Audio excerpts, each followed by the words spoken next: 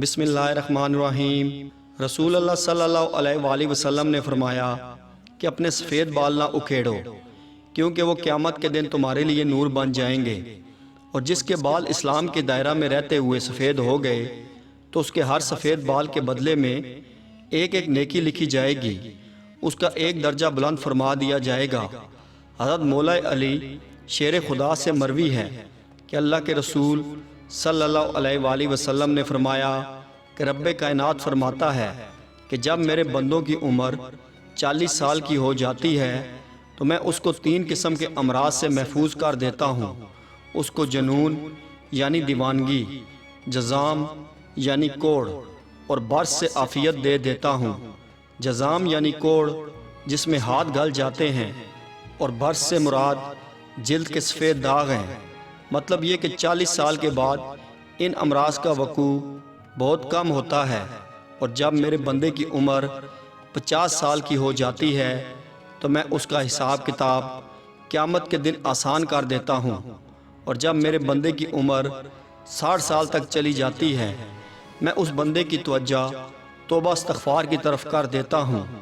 جب میرے بندوں کی عمر 70 سال ہو جاتی ہے تو فرشتے اس سے محبت کرتے ہیں، اور جب کوئی 80 برس کا ہو جاتا ہے تو اس کی نیکیاں لکھی جاتی ہیں، اس کے گناہ نظر انداز کیے جاتے ہیں۔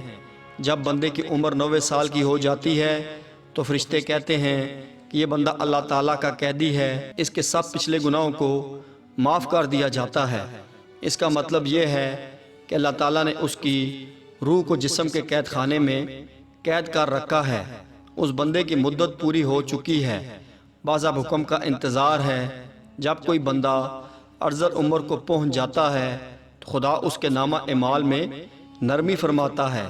اگر اس عمر میں اس سے کوئی برائی ہو بھی جاتی ہے تو اللہ تعالیٰ اس کا سختی سے حساب نہ لے گا۔ یہ وہ عمر ہے جب بندہ اپنا آپ کھو دیتا ہے، بہکی باتیں کرتا ہے۔ یحییٰ بن سعید سے روایت ہے کہ انہوں نے حضرت سعید بن مسیب کو یہ فرماتے ہوئے سنا کہ حضرت ابراہیم علیہ السلام خدا کے دوست ہیں، سب سے پہلے بندے ہیں جنہوں نے اپنی مونچھیں کتریں، اور وہ سب سے پہلے بندے تھے جنہوں نے بڑھاپا یعنی سفید بال دیکھا۔ چنانچہ انہوں نے جب سب سے پہلے اپنے بالوں میں سفیدی کو دیکھا تو اللہ تعالیٰ سے عرض کیا کہ اے میرے پروردگار یہ کیا ہے؟ خدا نے فرمایا کہ اے ابراہیم علیہ السلام یہ بڑھاپا ہے جو علم و دانش میں اضافہ کا باعث اور وقار کا ذریعہ ہے، اور اس کی وجہ سے لہو و لعب کی مشغولیت اور گناہوں کے ارتکاب سے باز رہتا ہے۔ حضرت ابراہیم علیہ السلام نے عرض کیا کہ یا خدا یہ تو تیری بڑی نعمت ہے، لہذا میرے وقار میں اضافہ فرما۔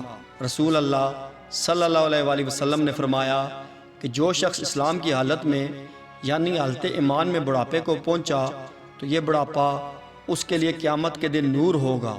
ایک شخص نے عرض کیا کہ چند لوگ ان سفید بالوں کو اکھاڑ دیتے ہیں، تو آپ صلی اللہ علیہ وآلہ وسلم نے فرمایا کہ جس کا دل چاہتا ہے اپنے نور کو اکھاڑ دے۔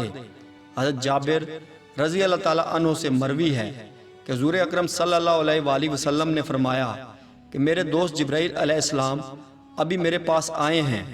انہوں نے فرمایا کہ قسم ہے اس ذات کی جنہوں نے آپ صلی اللہ علیہ وآلہ وسلم کو حق کے ساتھ بھیجا ہے، ایک نیک اور متقی بندے نے 500 سال تک اللہ تعالیٰ کی عبادت کی۔ وہ ایک پہاڑی جو سمندر کے درمیان تھی اس کی چوٹی پر عبادت کرتا رہا۔ یہ پہاڑ 30 مربع میل ہے، اس کے چاروں طرف سینکڑوں میل کا سمندر ہے۔ اللہ تعالیٰ کے اس بندے کے لیے پہاڑ کی چوٹی پر پانی پینے کے لیے ایک چشمہ جاری کر دیا، اس پہاڑ کی جڑوں میں ایک انار لگا دیا تاکہ وہ یہ انار کھا کر اپنی بھوک مٹا سکے۔ وہ متقی پہاڑ کی چوٹی سے نیچے آتا، انار کھا کر چشمے کا پانی پیتا تھا، پھر وضو کر کے اپنی جگہ پر چلا جاتا ہے اور اللہ تعالیٰ کی عبادت میں مشغول ہو جاتا تھا۔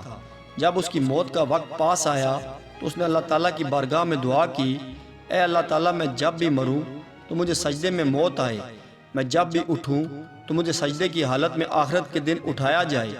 حضرت جبرائیل علیہ السلام نے فرمایا کہ ہم جب بھی آسمانوں سے اترتے اور آسمان پر جاتے تو ہم اس بندے کو دیکھا کرتے تھے، وہ سجدے کی حالت میں ہی مرا۔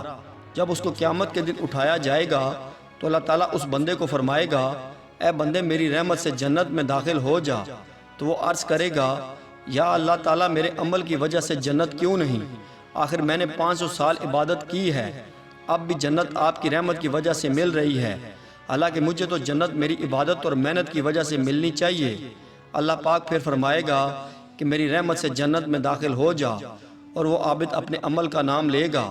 اس وقت اللہ تعالیٰ فرمائے گا چل اب جو نعمتیں میں نے تمہیں عطا کیں اور ان کے بدلے میں جو اعمال تم نے کیے ہیں ان سب کا حساب کرتے ہیں۔ جب حساب شروع ہوگا تو اس عابد کی 500 سال کی عبادت صرف ایک آنکھ کی نعمت کے بدلے میں ہی ختم ہو جائے گی، اور باقی جسم پر جو احسانات ہیں وہ فاضل اور زائد ہوں گے۔ ارشاد خداوندی ہوگا کہ میرے اس بندے کو آگ میں داخل کرو، بس دوزخ کی طرف اس کو کھینچا جائے گا۔ وہ عرض کرے گا یا اللہ مجھے اپنی رحمت سے جنت میں داخل کر دے۔ اللہ تعالیٰ اس بندے سے پوچھے گا کہ تم کو کس نے پیدا کیا؟ یہ بندہ جواب دے گا یا اللہ تو ہی سب کو پیدا کرنے والا ہے۔ اللہ تعالیٰ اس بندے سے پوچھے گا کہ تم کو 500 سال تک عبادت کرنے کی طاقت کس نے دی؟ وہ عرض کرے گا یا اللہ تعالیٰ آپ ہی نے مجھے طاقت عطا فرمائی تھی۔ اللہ تعالیٰ اس بندے سے ارشاد فرمائے گا کہ یہ بتاؤ کہ پہاڑوں پر چشمہ اور انار کا اناج آپ کو وہاں کس نے عطا کیا تھا؟